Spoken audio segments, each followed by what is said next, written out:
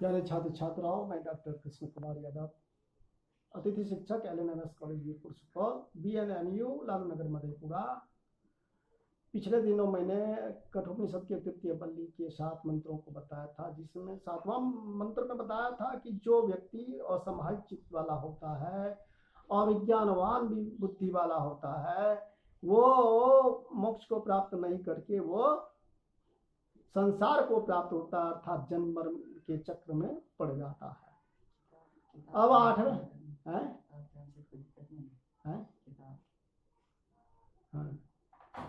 अब 8वें मंत्र में बताया गया है कि यस्तु विज्ञानवान भवति समनस्कः सदा शुचिः स तु तत्पदमाप्नोति यस्मात् भूयो न जायते।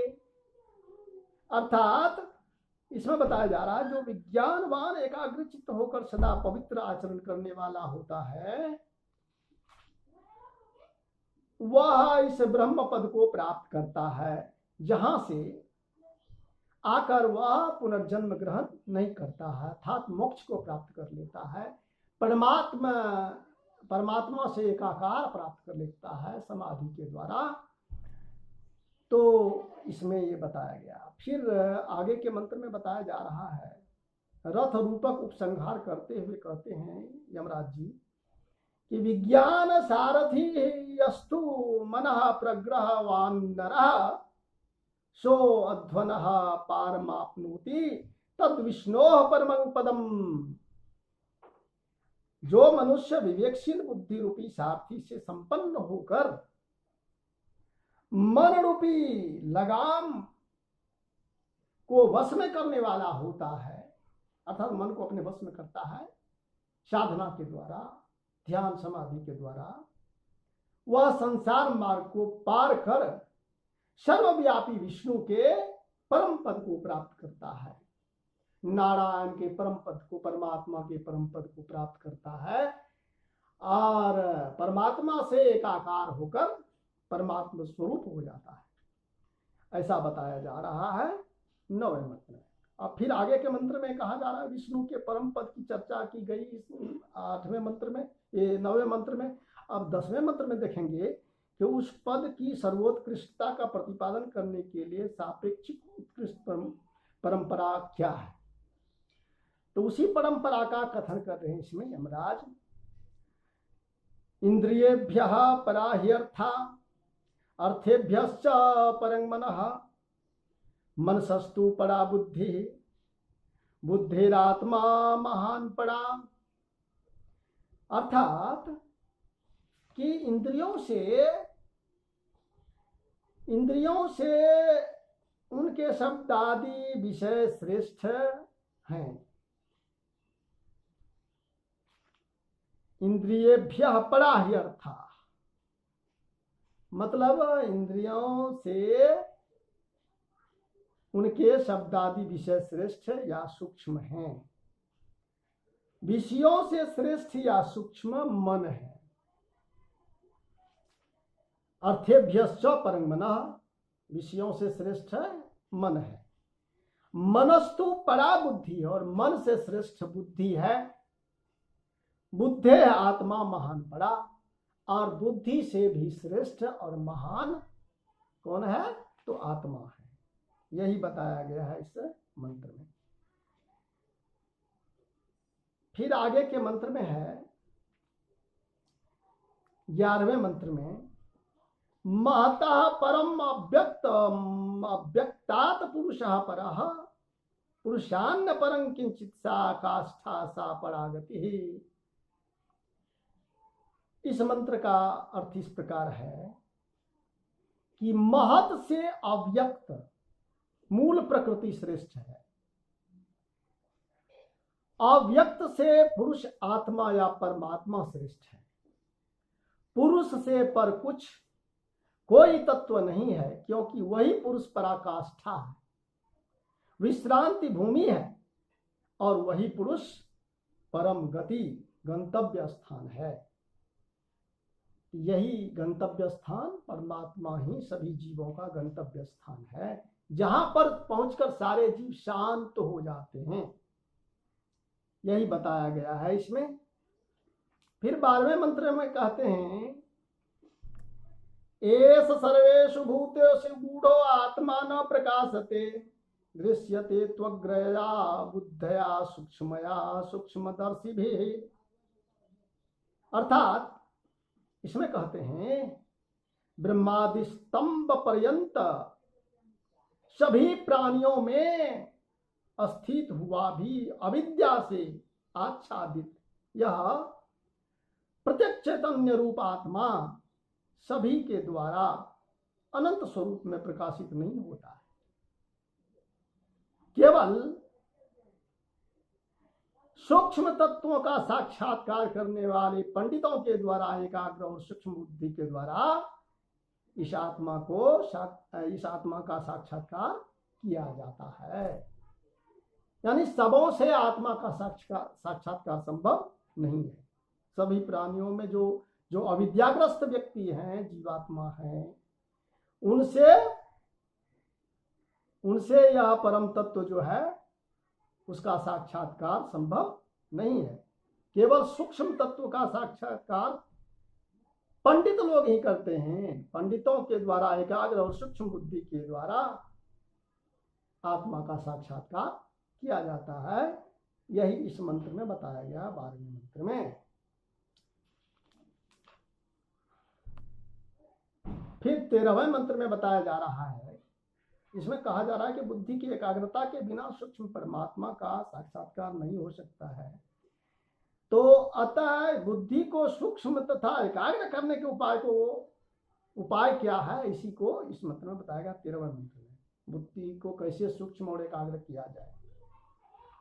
तमच्छेद्वांग मनसी प्राज्ञः तद्यच्छेद्य ज्ञान आत्मनि ज्ञानमात्मनि महति नियच्छेद तद्यच्छेद शांत आत्मनि। इसके कहने का भाव है कि विवेकी पुरुष वाक या छेद्वांग मनसी, विवेकी पुरुष जो वाक आदि समस्त इंद्रियों को मन में निरुद्ध करे, उस मन को ज्ञान स्वरूप बुद्धि में विलीन करे, ज्ञान स्वरूप बुद्धि को महान आत्मा या समष्टि बुद्धि में विलीन कर दे और उस महत को शांत आत्मा में विलीन कर दे। यानी क्रमशः लय करने के लिए कहा जा रहा है, विलीन करने के लिए, अपने अस्तित्व को, अपने अहंकार को समाप्त करने के लिए बताया जा रहा है कि विवेकी पुरुष जो है वह वाक आदि समस्त इंद्रियां जो हैं उसको मन में निरुद्ध कर देता है, मन के द्वारा उस पर लगाम लगा लेता है, रोक लेता है और उस मन को ज्ञान स्वरूप बुद्धि में विलीन कर देता है। शुद्ध बुद्धि उसकी हो जाती है और ज्ञान स्वरूप बुद्धि को महान आत्मा या समष्टि बुद्धि में विलीन कर देता है।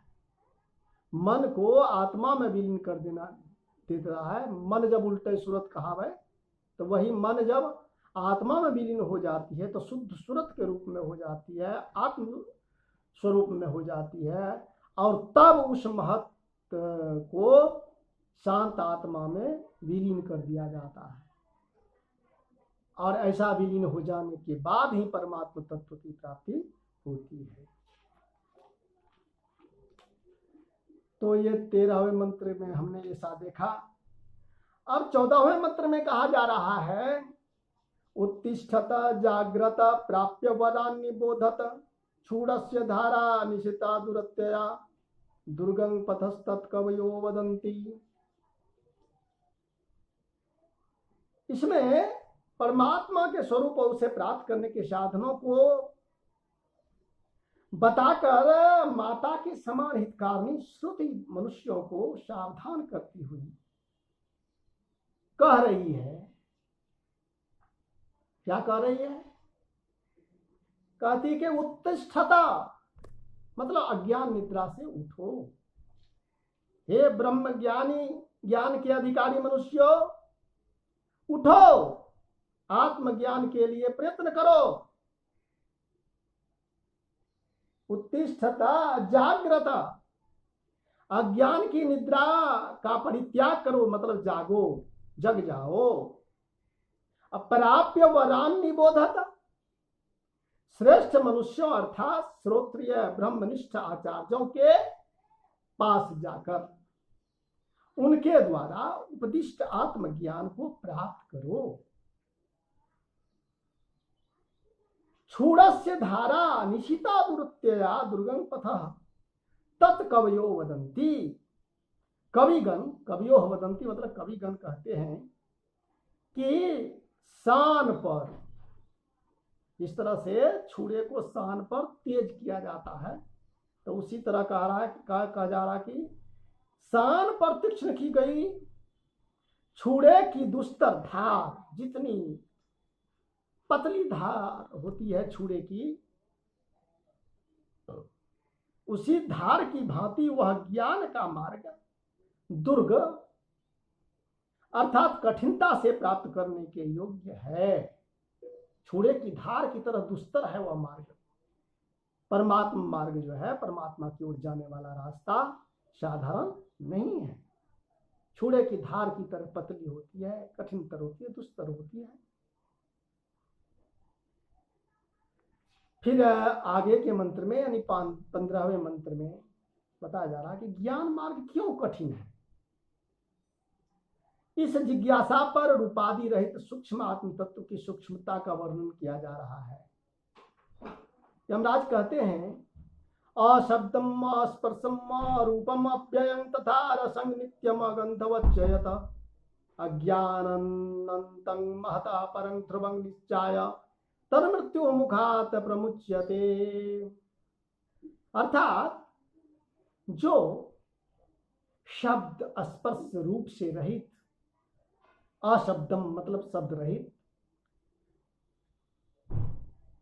अस्पर्शम स्पर्श से रहित, अरूपम रूप रहित बिना रूप का, अव्ययं अव्यय है अर्थात अविनाशी है, तथा अरसंग रसविहीन है, अगंधवच्चयत और गंधहीन है, गंध से भी शून्य है, अनादि अनंत महत तत्व वह बुद्धि आत्मा से श्रेष्ठ है, तथा शुद्ध ध्रुव अर्थात कूटस्थ नित्य है। उस परमात्मा को अनाद्य अनंतम, वह अनादि है, अनंत है, महतः परम महत से भी श्रेष्ठ है, महत तत्व आत्मा से भी श्रेष्ठ है, ध्रुवं निश्चाया और ध्रुव है मतलब अस्थिर है, कुटस्थ है, नित्य है, सदा रहता है। उस परमात्मा तत्व को जानकर साधक मृत्यु के मुख से मुक्त हो जाता है। तन मृत्यु मुखात प्रमुच्यते, उस आत्मा को जानकर मृत्यु के मुख से साधक छूट जाता है, मुक्त हो जाता है। यही 15वें मंत्र में कहा गया। फिर 16वें मंत्र में कह रहे हैं उस ज्ञान की स्तुति की जा रही है। नाचिकेत मुख्या मुपाख्यानं मृत्यु प्रोक्तं सनातनम उक्त्वा श्रुत्वा च मेधावी ब्रह्मलोके मह्यते। अर्थात बुद्धिमान पुरुष मृत्यु के द्वारा कहे गए नचिकेता को प्राप्त इस सनातन उपाख्यान को, नचिकेतम उपाख्यानम, नचिकेता के इस सनातन उपाख्यान को दूसरों को सुनकर और आचार्य आदि से स्वयं सुनकर ब्रह्मलोक में महिमान्वित हो जाता है। मेधावी ब्रह्मलोके मह्यते, ऐसा मेधावी पुरुष जो है वो कहकर और सुनकर, इसका व्याख्यान करने वाले और सुनने वाले दोनों ही ब्रह्मलोक में महिमा को प्राप्त करते हैं, महान हो जाते हैं, महिमान्वित हो जाता है, ऐसा बताया गया इस मंत्र में। और कठोपनिषद के प्रथम अध्याय का तृतीय बल्ली का अंतिम मंत्र है 17वां। इसमें प्रथम अध्याय का उपसंहार किया जा रहा है। इसमें आया है य इमं परमं गुह्यं श्रावयेत ब्रह्म संसदि प्रयतः श्राद्ध काले वा तदानन्त्याय कल्पते इति। अर्थात जो कोई मनुष्य पवित्र होकर यम द्वारा उक्त इस उत्कृष्ट रहस्यमय प्रसंग को ब्राह्मण अर्थात विद्वानों की सभा में अथवा श्राद्ध काल में भोजन करने वाले ब्राह्मणों को सुनाता है, उसका यह श्रवण कराना रूप कर्म अनंत फल वाला होता है, अनंत फल से युक्त होता है इति। प्रथम अध्याय में तृतीय बल्ली समाप्त हो गया। जो तृतीय खंड के छात्रों को पढ़ना था एक कठोपनिषद पूर्णता, आज प्रथम अध्याय के तीनों बल्ली समाप्त हो गए हैं।